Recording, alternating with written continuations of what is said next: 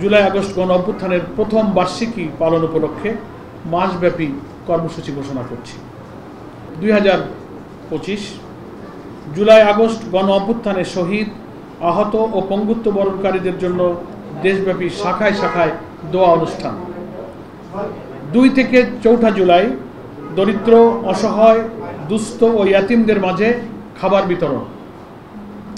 8 থেকে 15 জুলাই জামাত নেতৃবৃন্দ শহীদ ও আহত পরিবারের সাথে সাক্ষাৎ করবেন, মত বিনিময় করবেন এবং তাদের দোয়া অনুষ্ঠানে শরীক হবেন।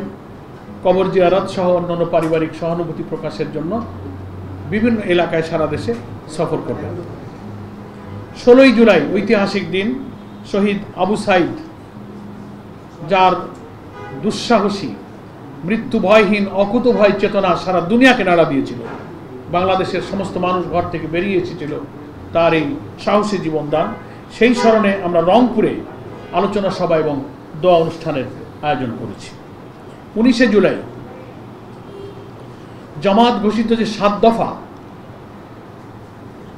সেটা বাস্তবায়নের জন্যে ঐতিহাসিক সোহরাওয়ার্দী উদ্যানে আমরা জাতীয় সমাবেশের ডাক দিয়েছি। 19 জুলাই সোহরাওয়ার্দী উদ্যানে দুপুর 2টায় শুরু হবে এবং একই দিনে বাংলাদেশের ওই অভ্যুত্থানের যে 2000 প্রায় শাহাদাত বরণ ছিল তাদের পরিবার এবং গুরুতর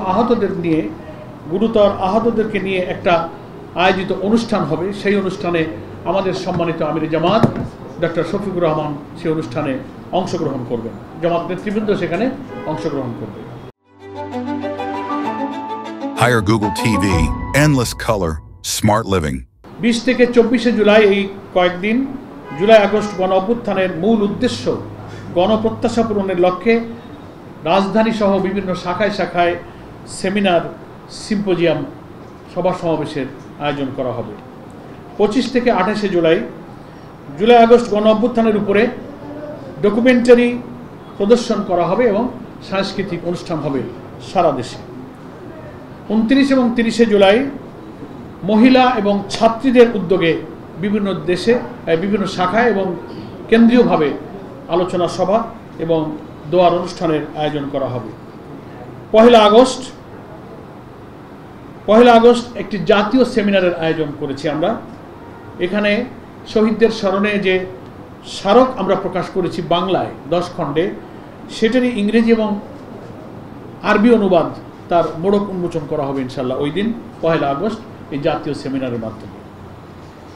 1 থেকে 3 আগস্ট ছাত্রদের উদ্যোগে আলোকচিত্র প্রদর্শনী কর্মসূচি পালন করা হবে।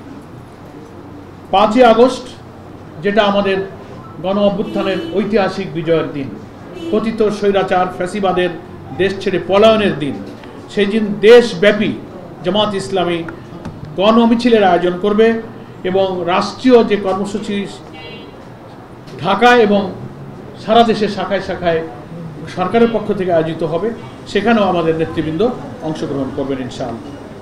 সর্বশেষ 6 থেকে 8 আগস্ট সাংবাদিক, শিক্ষক, চিকিৎসক, আইনজীবী, প্রকৌশলী, আলেম ওলামা, ব্যবসায়ীদের, বিভিন্ন পেশাজীবীদের উদ্যোগে আমাদের আলোচনা সভা এবং দোয়ার অনুষ্ঠানের আয়োজন করা হবে। এইভাবে 1 জুলাই থেকে 8 আগস্ট পর্যন্ত আমরা কর্মসূচি ঘোষণা করেছি। আমরা আহ্বান জানাবো বাংলাদেশের সকল গণমাধ্যম, সকল মিডিয়া হাউস, সকল প্রিন্ট এবং ইলেকট্রনিক মিডিয়া, সাংবাদিক, সুধীজন, বুদ্ধিজীবী, সকল শ্রেণী পেশার মানুষ, সর্বোপরি দেশের এই জুলাই আকাঙ্ক্ষার পূরণের জন্য যারা ত্যাগ স্বীকার করেছিলেন, সকল দেশবাসী আমাদের জামাত ইসলাম ঘোষিত এই কর্মসূচি সফল করার জন্য সহযোগিতা করবেন, অংশগ্রহণ করবেন, ভূমিকা রাখবেন এবং আমাদের সকল শাখার নেতৃবৃন্দের কাছেও আজকে আমরা আহ্বান জানাচ্ছি